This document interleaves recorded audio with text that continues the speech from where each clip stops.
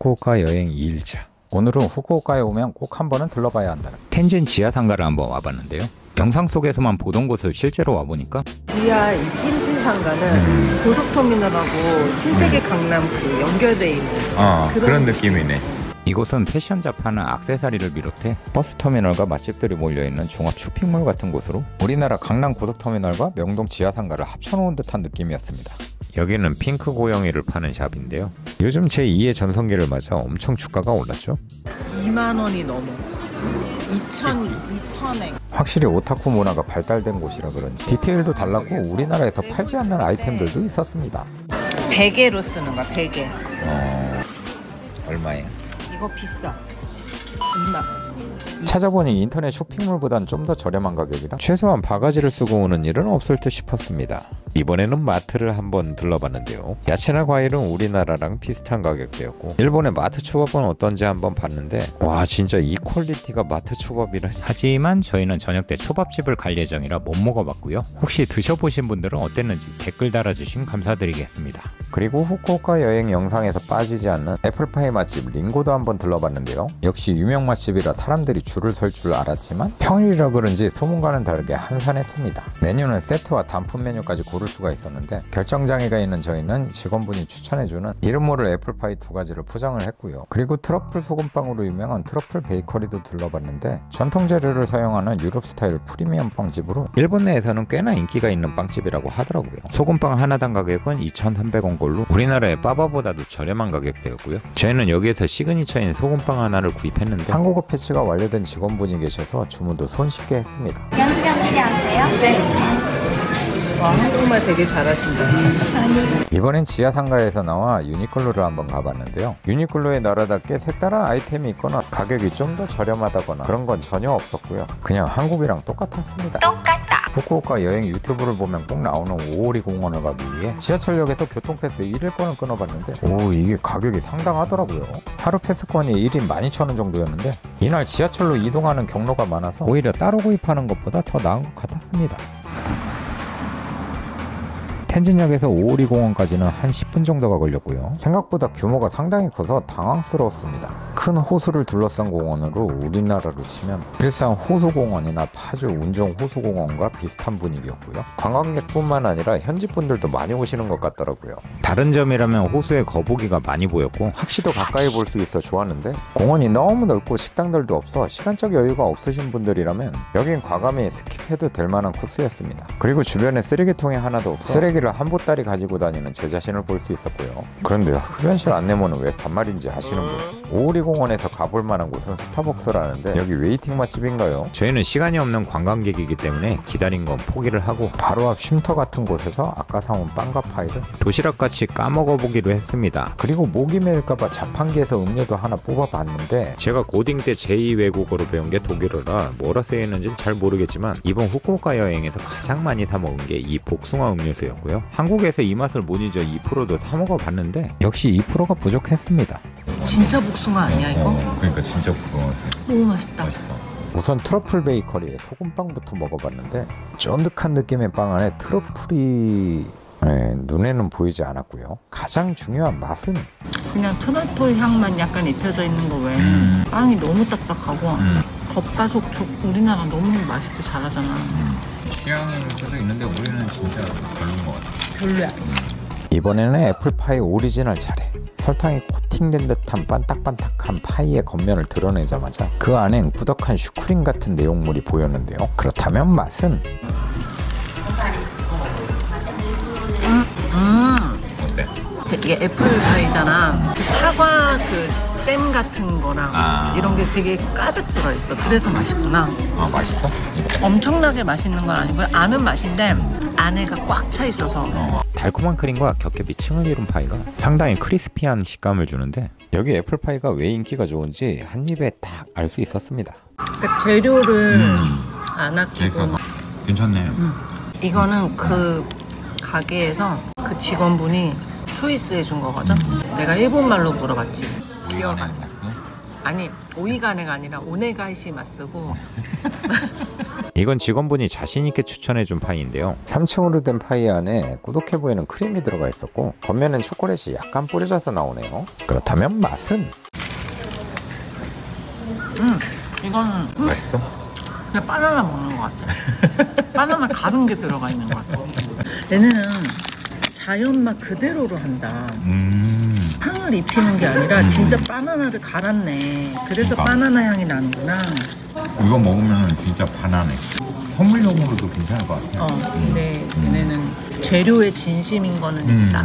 이번에 오오리 공원을 일정에 넣은 건 이 근처에 우동 맛집으로 소문난 시나리 우동을 가보려고 계획했던 건데요. 그러니까 주유소 바닥이 왜 기름이 하나도 안 떨어져? 와 진짜 깔끔하다. 우동집을 가는 길에 거리들을 걷다 보니 이상하리 많지 쓰레기가 하나도 안 보이는데 알고 보니 쓰레기 무단 투기식 벌금이 50만 원이. 근데 쓰레기통은 어디에 있는 거죠? 여튼 신호등에 그려진 사람 모양엔 중절모가 있다는 사실도 알았고 보시다시피 차들도 신호대기에 차량 한 대는 더 들어갈 정도로 안전거리를 유지하더라고요.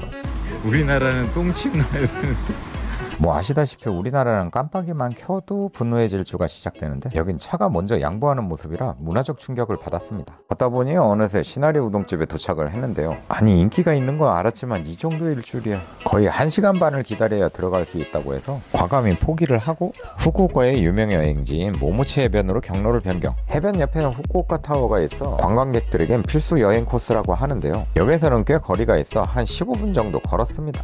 거기가 후쿠오카 타워. 네, 우리나라의 남산 타워 같은 그런 느낌이 살짝 도는. 후쿠오카 타워는 별로 감흥이 없어 그냥 빠르게 훑고 왔고요. 일단은 굉장히 넓고 좋네요. 발을 담그고 싶잖아. 자기도 발을 담글래요? 그래도 되나? 애들이랑 같이 여기에다가 발을 담그면 되지 않을까? 헛소리 하지마 임마. 모모치 해변은 하와이에서 직접 모래를 가져와 만든 인공 해변이라고 하는데요. 분위기는 약간 광안리와 양양 서퍼비치를 섞어 놓은 듯한 느낌이었습니다. 그리고 모래사장은 맨발로 다니면 다치겠다. 좀 약간 거칠거칠한 거. 조개 껍데기도 많이 섞여 있는 모래라 맨발로 다니면 조개 신발이 생길 수도 있었고요. 해변 앞에는 간단히 요기를 할 수 있는 식당들도 있었는데요. 뭔가 하와이 완피치에 와 있는 듯한 느낌의 컨셉이었고 저희는 우동을 못 먹은 대신 여기 인기 메뉴인 야끼소바를 주문해봤습니다. 가격은 우리나라 돈 8,000원 정도로 바닷가 프리미엄이 붙은 가격치고는 합리적이라 생각이 들었고요. 그리고 가장 중요한 맛은 맛있어. 정말 분위기가 맛있네. 분위기가 맛있는 거. 해변에서 이렇게 야외에서 이렇게 먹으니까 내가 안 좋아하는 메뉴인데 근데도 맛있다. 야끼소바는 여러분들이 아는 평범한 맛으로 달콤 짭짤한 소스로 볶아졌는데 간이 너무 세지 않고 적당해서 괜찮았고요. 분위기 때문인지 평범한 야끼소바도 더 맛있게 느껴졌습니다.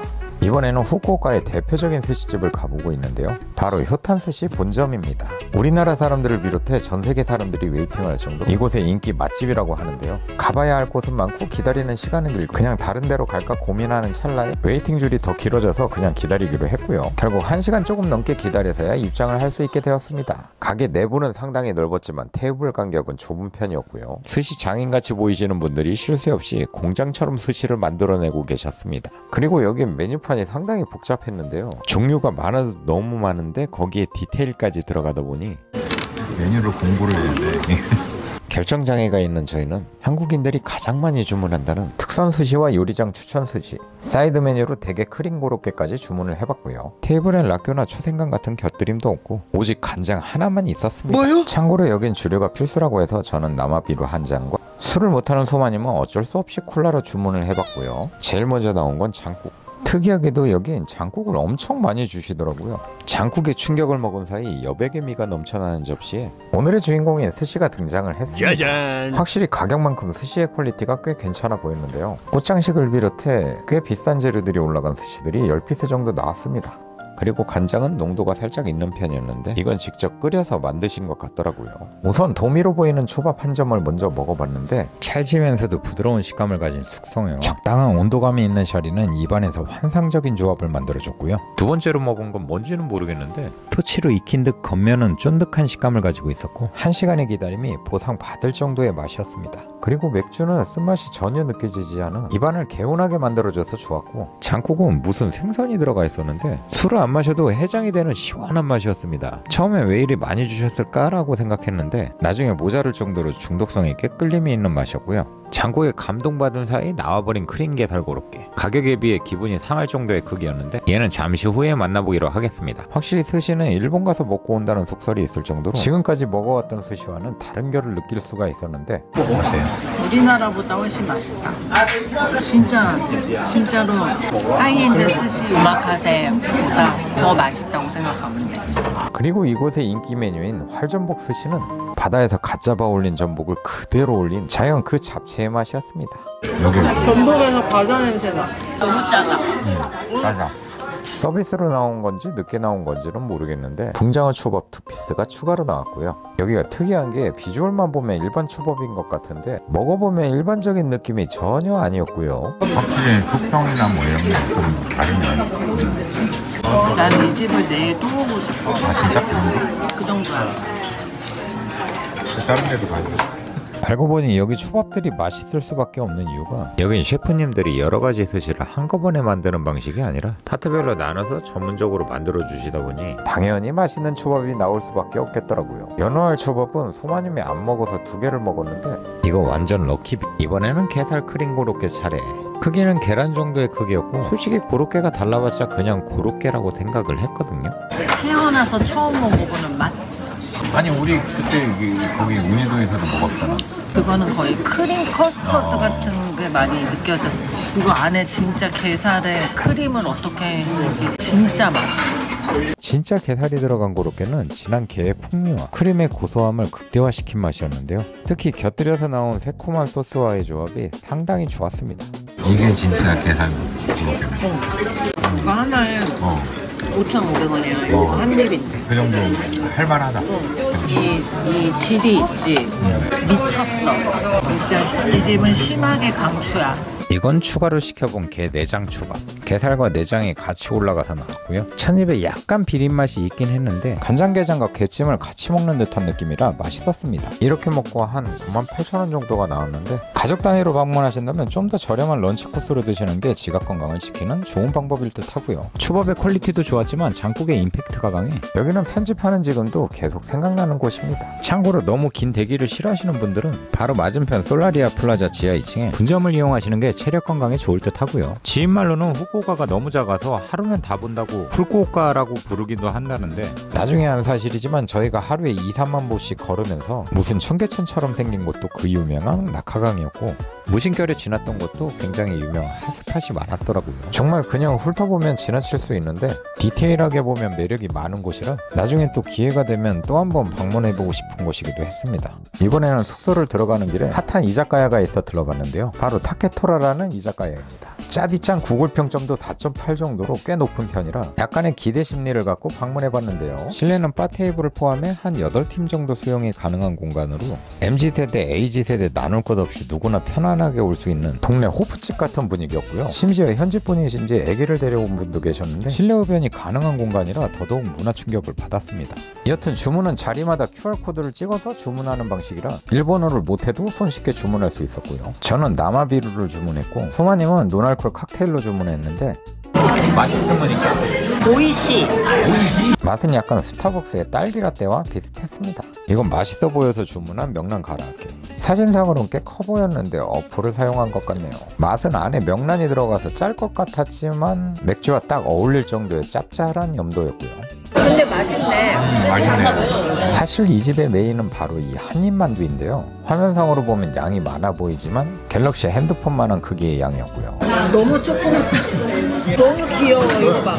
이거 지금 요만하거든. 그렇다면 과연 맛은? 만두떡 같아. 만두떡. 쫀득쫀득해. 비비고가 얼마나 우리의 평균 입맛을 올려놨는지 만두석은 비비고랑 비슷했고요. 전분물을 부으면서 굽는 만두라 피가 더 쫀득한 느낌이 있어 먹는 재미는 확실히 있었습니다. 맥주 2개와 만두 2판, 칵테일과 가라아게까지 총 32,000원 정도 나왔고요. 나올 때 직원분이 구글 평점 작성한 걸 인증하면 과자도 2개나 주신다고 그래서 별점 5점을 줬습니다. 여긴 맛보다는 로컬 분위기가 너무 좋았어요. 다음날 아침 일찍부터 숙소 앞에 있는 신신라멘 본점을 찾아가 봤는데요. 워낙에 유명한 곳이라 그런지 오픈 전부터 아주 웨이팅이 살벌했습니다. 아니 일본에 와가지고 계속 웨이팅 겁나 많은 것 같아. 맞아. 후쿠오카에서 한국인들에게 인기 있는 라멘집은 이시란과 신신라멘 이 두 곳이 제일 알려진 곳이라고 볼 수 있는데 둘 다 돈코츠 라멘으로 유명한 곳입니다. 신신라멘은 2004년도에 운영을 시작해서 후쿠오카 지역에 5개 정도의 체인이 있는 걸로 알고 있고요. 위치나는 오사카에 본점이 있어서 하카타 전통 스타일의 라멘을 느껴보려면 신신라멘이 근본이라 볼 수 있죠. 오픈런을 했는데도 30분의 웨이팅은 있었고요. 실내는 보시다시피 상당히 좁은 편이었습니다. 이렇게 일렬로. 많은 유명인들의 사인인지 낙서인지는 모르겠지만 한쪽 벽면을 가득 채우고 있었고요. 일본 감성을 느낄 수 있는 바 테이블도 있어서 부리부리한 눈을 가지신 사장님과 아이 컨택도 할 수 있었습니다.